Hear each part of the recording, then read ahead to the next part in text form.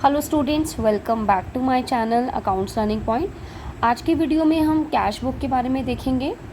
जैसे आप जानते हैं कि जब बिज़नेस का साइज़ स्मॉल होता है हम जर्नल बनाते हैं, बट जैसे हमारा बिज़नेस ग्रो करने लगता है तो फिर हमारा जर्नल जो है वो सब डिवाइड होकर उसको हम कुछ बुक्स बनाकर, लाइक कैश से रिलेटेड ट्रांजैक्शंस के लिए कैश बुक बनाकर, सेल्स के रिलेटेड ट्रांजैक्शंस के लिए सेल्स बुक, परचेजेस के लिए परचेज बुक, इस तरह से हम बुक्स मेंटेन करते हैं। इनको हम सब्सिडरी बुक्स बोलते हैं।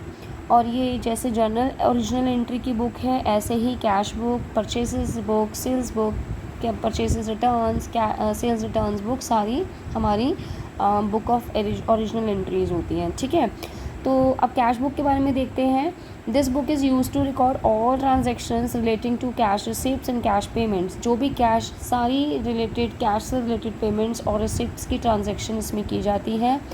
Number of cash transactions is quite large तो in every business and it is quite impracticable and inconvenient to record all cash transaction in the journal. और इनको मतलब प्रैक्टिकल नहीं होता है, मतलब लाइक जैसे प्रैक्टिकली आप उसको रिकॉर्ड करना और इनकन्वीनियंट भी रहता है अगर हम उसके लिए जर्नल बनाते हैं। ठीक है, तो अब हम क्या करेंगे, हम एक सेपरेट बुक बना लेंगे कैश ट्रांजेक्शन्स के लिए। मतलब this book is only for cash transactions. और ये बुक जो होती है enables a businessman to know the balance of cash in hand at bank. उसका बैंक में कितना पैसा पड़ा है और उसके हाथ में कैश कितना है, ये सारी इन्फॉर्मेशन इसमें बड़ी आसानी से मिल जाती है क्योंकि हम डेली रिसिप्ट्स और पेमेंट्स को उसमें लिखते हैं और हमें at the end of the each day हमें पता चल जाता है कि कितना हमारे पास कैश का बैलेंस, क्लोजिंग बैलेंस है। ठीक है, चाहे whether it is in a bank और it is cash in hand, right. तो इसके देख लेते हैं, इसको हम ये वैसे तो इसमें सिंगल कॉलम कैश बुक भी होता है, डबल कॉलम कैश बुक भी होता है, बट मैं आपको डबल कॉलम कैश बुक ही करवाऊँगी क्योंकि वही इम्पॉर्टेंट है। बेसिकली इसी में से ही ज़्यादा क्वेश्चंस आते हैं और यही हमारे लिए ज़्यादा एप्रोप्रिएट भी है जो हम मेंटेन करते हैं। क्योंकि आजकल आपको पता है कि सारी जो मतलब मोस्ट ऑफ द ट्रांजैक्शंस जो होती हैं वो बैंक के थ्रू ही होती हैं, राइट। तो डबल कॉलम कैश बुक और टू कॉलम कैश बुक भी इसको कहते हैं, जिसमें एक कॉलम होता है कैश का और एक कॉलम होता है बैंक का। तो पहले इसका एक फॉर्मेट देख लेते हैं कि कैसे इसको बनाना है। इसका फॉर्मेट है, it's like date, particulars, voucher number, LF, cash, bank. ये तो हमारा डेबिट साइड का हो जाएगा। Date, particulars, voucher number, LF यानी कि लेजर फोलियो, कैश, बैंक। और क्रेडिट साइड में फिर वही same, date, particulars, voucher number, ledger folio, cash और बैंक। ठीक है, तो ये इसका फॉर्मेट रहेगा। और इसमें debit all the receipts and credit all the payments, यानी कि debit what comes in, credit what goes out का हमने रूल लेना है। जो भी हमारे हाथ में पैसा आएगा वो डेबिट में होगा और जो भी पैसा जाएगा वो क्रेडिट में जाएगा। यानी कि whatever the payments we are making that we will record on the credit side of the cash book and all the receipts we will record on the debit side of the cash book, right. तो इसका एक example देख लेते हैं।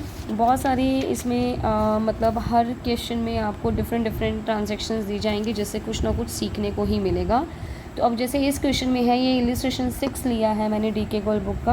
Cash in hand, 1 Jan को cash in hand, cash and bank, यानी कि opening balance of cash और opening balance of cash at bank given है। आप गुड्स सोल्ड कर रहे हैं। Receive from Suresh, received a cheque from Ravi, Ravi से चेक मिल रहा है और इमीडिएटली बैंक में डिपॉजिट कर दिया। सैलरी पे की गई है ऑफिस स्टाफ को by check.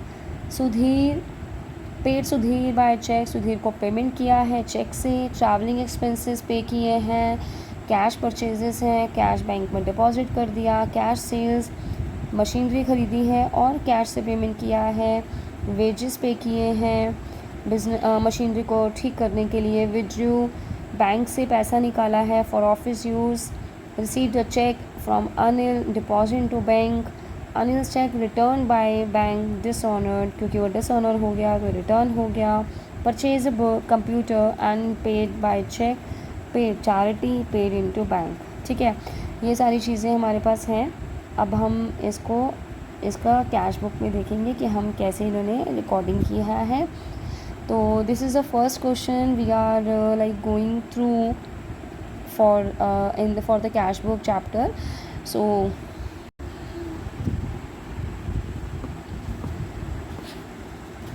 this is a format we have already discussed about the format.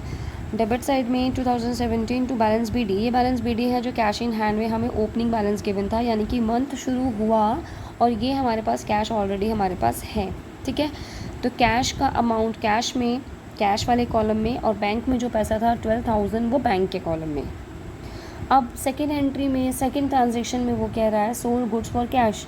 अगर हम गुड्स सोल्ड करते हैं तो कैश हमारे हाथ में आता है, तो उसकी एंट्री हम डेबिट में करेंगे as debit what comes in, जो पैसा आ रहा है और जो पैसा जा रहा है that would be on the credit side. ठीक है, जो पैसा आ रहा है that is on the debit side. तो किस लिए आया है ये? सेल्स की है हमने, कैश में की है। उसके बाद है सुरेश से पैसा मिला, टू सुरेश कैश मिला है तो कैश कॉलम में अमाउंट लिख दिया, और चेक मिला है रवि से और चेक इमीडिएटली बैंक में डिपॉजिट करा दिया तो टू रवि, और अमाउंट कहाँ लिखा है? बैंक के कॉलम में, क्योंकि जो पैसा गया वो बैंक के कॉलम में गया है। नेक्स्ट है पेड सैलरी। अब देखो पेमेंट हुआ है तो क्रेडिट साइड आएगा, सैलरी पे किया है और चेक से पे किया है तो बाय सैलरी अकाउंट और सैलरीज अकाउंट, और किस में जाएगा? बैंक के कॉलम में as it is paid by the cheque. फिर है पेड सुधा, यानी कि पेमेंट हुआ है तो क्रेडिट साइड ही आएगा, और सुधीर को पेमेंट किया है चेक से तो बाय सुधीर 5,000, चेक से पेमेंट किया है तो बैंक के कॉलम में। उसके बाद paid for travelling expenses, bye travelling expenses mention नहीं है चेक से तो बैंक कैश से किया है। कैश परचेजेस हैं, बाय परचेजेस कैश में क्योंकि कैश जा रहा है। अब देखो कैश डिपॉजिट कर दिया बैंक में। जब कभी भी पैसा आप बैंक में डिपॉजिट करते हैं या बैंक से निकालते हैं, लिसन, आपके पास कैश आपके ऑफिस में है, उसको आप बैंक में जमा करा देते हो, is it increasing your balance, cash balance? No. कहीं पर ऐसा हो रहा है कि पैसा आपके पास ज़्यादा हो गया, पहले से पैसा तो उतना ही था जो आपके ऑफिस में कैश इन हैंड था, अब वो आपने बैंक में डिपॉजिट करा दिया है। यू कैन से कि अगर एक राइट साइड वाली पॉकेट में से पैसे निकाल के हमने लेफ़्ट वाली साइड वाली पॉकेट में अगर हमने डाल दिया है तो क्या हमारा कैश कुछ एक्स्ट्रा नया आया है? नहीं ना, ये सिर्फ क्या हुआ है, पैसा इधर से उठा के दूसरी जगह पर रख दिया। यू कैन से लाइक एक कैश के ड्रॉअर में से निकाल के बैंक के ड्रॉअर में डाल दिया, राइट। तो इससे क्या होगा, ये हमारा कैश बैलेंस को अफेक्ट नहीं कर रहा है, मतलब कैश बैलेंस को अफेक्ट कर रहा है बट ऐसे कोई बिज़नेस का कैश और बैंक बढ़ नहीं रहा, सिर्फ पैसा इधर से उठा के उधर जा रहा है। ऐसा ही होता है ना, चाहे हम बैंक से पैसा निकालते हैं चाहे हम बैंक में पैसा डिपॉजिट कराते हैं, है ना। तो ऐसी ट्रांजेक्शन्स हम दोनों साइड पर करते हैं क्योंकि इससे हमारे बैलेंसेस में कुछ ऐसा इंक्रीज़ डिक्रीज़ नहीं हो रहा है, सिर्फ कैश का बैलेंस डिक्रीज़ होकर बैंक का इंक्रीज़ हो रहा है, या फिर कैश का बैलेंस इंक्रीज़ हो रहा है अगर हम बैंक से निकाल लेते हैं, कैश में ले आते हैं। लेकिन कुछ नया अमाउंट नहीं आया है, वो पुराना ही पैसा है ना, वो पहले ही रिसीव्ड अमाउंट है या पहले ही हमारे हाथ में था, तो उसी को ही, इसलिए हम इनको दोनों साइड पे एंट्री करते हैं और ऐसी एंट्रीज़ को हम बोलते हैं कॉन्ट्रा एंट्री। और ये कॉन्ट्रा एंट्री सिर्फ दो ही केसेस में की जाती है, या तो आप कैश को बैंक में डिपॉजिट कराते हो या तो आप कैश को बैंक से विड्रॉ करवाते हो। ठीक है, तो अब जैसे इसमें 16 तारीख की बात है तो टू कैश, देखो हमने क्या किया है, कैश हमारे पास आया है लेकिन कहाँ पे आया है, बैंक में गया है, तो टू कैश अकाउंट एंट्री कहाँ जाएगी, बैंक में।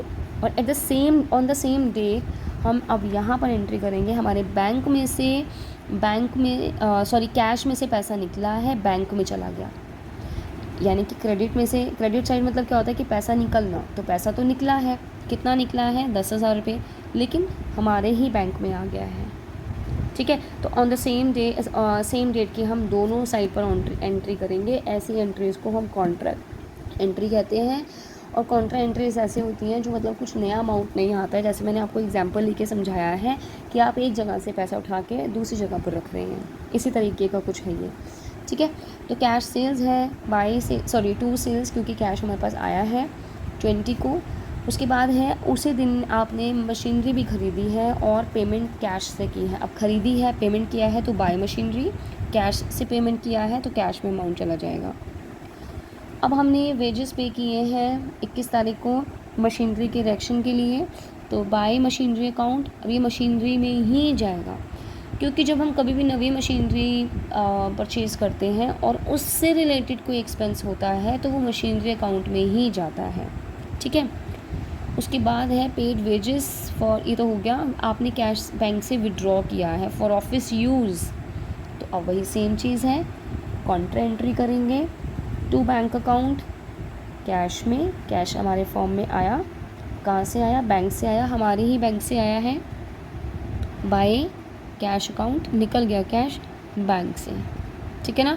क्योंकि मैंने आपको बताया था ना, जब हमारे पास पैसा जब भी आएगा तो हम डेबिट साइड में लिखेंगे, जब हमारे पास से पैसा निकलेगा तो हम क्रेडिट साइड में लिखेंगे। उसके बाद है received cheque from Anil, Anil से चेक मिला है और बैंक में डिपॉजिट करा दिया, जिस दिन मिला है उसी दिन डिपॉजिट करा दिया, तो टू अनिल। हमारी जो नेक्स्ट एंट्री है that is Anil's check return by bank dishonoured, यानी कि जो अभी हमने 23 तारीख को चेक डिपॉजिट कराया था 27 को, वो चेक डिसऑनर हो गया। डिसऑनर का मतलब होता है बैंक ने वो चेक एक्सेप्ट नहीं किया है, वापस भेज दिया है। तो उस केस में जैसे अब चेक हमें जब 23 तारीख को मिला था, हमने बैंक में अमाउंट डाला था 23 तारीख को, अब क्योंकि 23 तारीख वाला चेक 27 को विड्रॉ कर दिया, डिसऑनर हो गया है, तो बाय अनिल, और 4,600 का जो हमारा बैंक में मतलब माइनस हो गया, क्योंकि वो एक्सेप्ट ही नहीं हुआ, बैंक में पैसे आए नहीं, हम यहाँ पर ऐड कर चुके थे, वो अब हमने माइनस करना है, बैंक ने डिसऑनर कर दिया है। नेक्स्ट है परचेज़ कंप्यूटर, कंप्यूटर पे किया, ख़रीदा है तो एक्सपेंस है, पेमेंट किया है तो by office equipment, cheque bank में कॉलम में डालेंगे क्योंकि चेक से पेमेंट किया है। पे चैरिटी पे किया है तो बाय चैरिटी कैश में। और लास्ट एंट्री जो है, लास्ट ट्रांजेक्शन जो है that is paid into bank, bank में पेमेंट किया है, यानी कि बैंक में पैसा डिपॉजिट किया है, तो सेम हम कॉन्ट्रा एंट्री करेंगे टू कैश अकाउंट, सी लिख देते हैं, और 12,000 बाय बैंक अकाउंट, सी लिख देते हैं 12,000। ये आपको ध्यान रखना है, कॉन्ट्रा एंट्री के आगे हमने सी लिखना है LF वाले कॉलम में। अब यहाँ पर इसका हम बैलेंस निकाल लेंगे, इसका बैलेंस 42,300 आ रहा है, तो हमारे पास जो बैलेंस फिगर है वो ये वाला है कैश का, ठीक है, ये वाला है, और ये बैंक का है, ठीक है। इसका टोटल कर लेंगे और बाय बैलेंस CD लिख के हम बैलेंस निकाल लेते हैं। ये बैलेंस अब हमारा नेक्स्ट मंथ के लिए हमारा हो जाता है, ठीक है। जैसे हमने यहाँ पर ये हमारा पिछले मंथ से कैरी फॉरवर्ड हुआ था, अब ये हमारा अगले महीने में चला जाएगा।